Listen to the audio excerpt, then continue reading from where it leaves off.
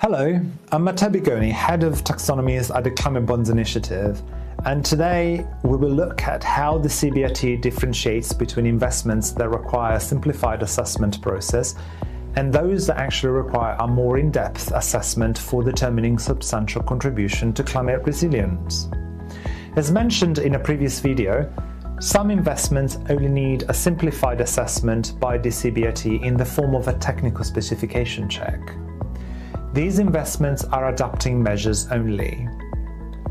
They don't carry significant maladaptation risks, but they still need to be checked to ensure that they make a substantial contribution to climate adaptation and resilience. In the CBRT, these are actually flagged as technical specification checks in column J of the spreadsheet.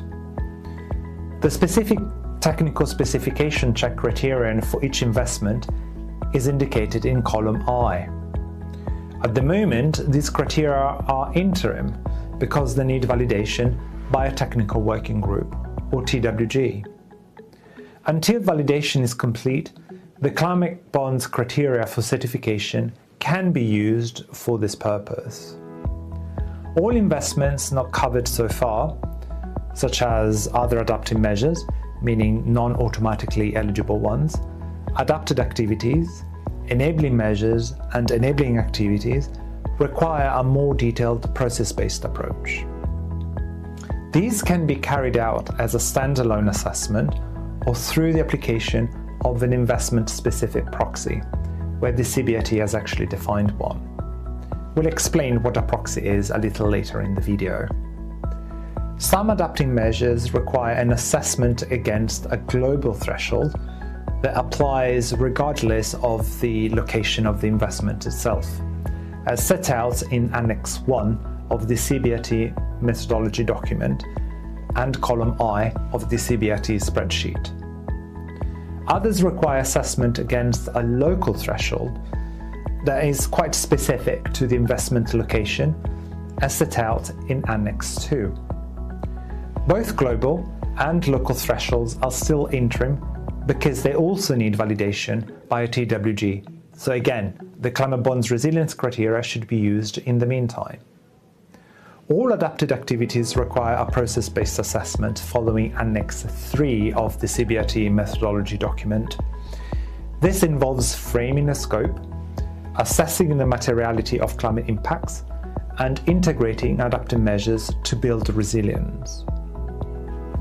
All enabling measures require assessment under Annex 4 of the CBRT methodology document. That also means framing the scope, assessing all material impacts, integrating measures, and confirming that resilience is improved beyond the investment itself.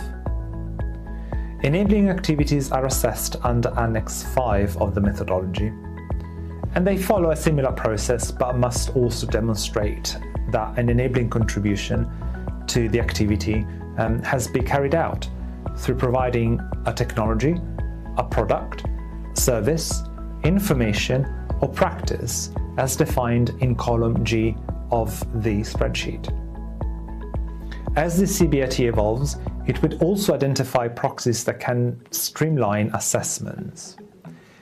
Proxies are robust external schemes, frameworks, standards, or certification schemes, and are often sector-specific, and they can be applied where appropriate once they have been validated by TWGs. In addition to being assessed for their contribution to resilience and through the management of maladaptation risks, investments also need to be checked for the do significant harm to other environmental objectives, including mitigation. This ensures that resilience investment don't actually undermine efforts to cut greenhouse gas emissions. The CBRT identifies investments that may have potential to significant harm to mitigation.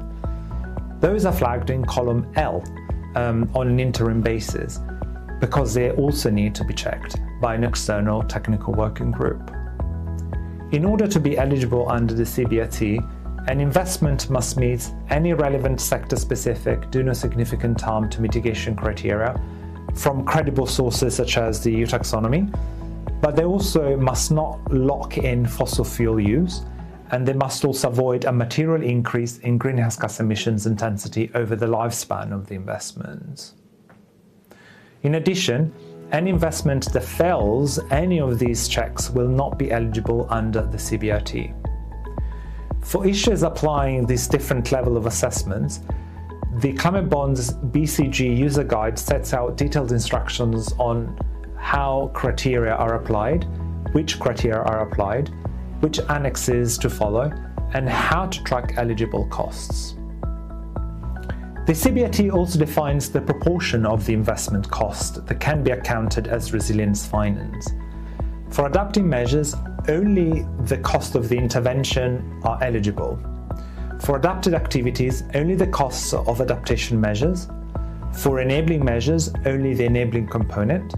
And for enabling activities, the entire cost of the activity itself, both CAPEX and OPEX. They are both eligible. That's how the CBRT sets out both the simplified and process-based approach assessment, as well as its do no significant harm component and the proportion of costs eligible as resilience finance. In the next video, we will dive deeper into the criteria for certification against the Climate Bonds Resilience Taxonomy, its scope, what can be certified, and how it can be certified.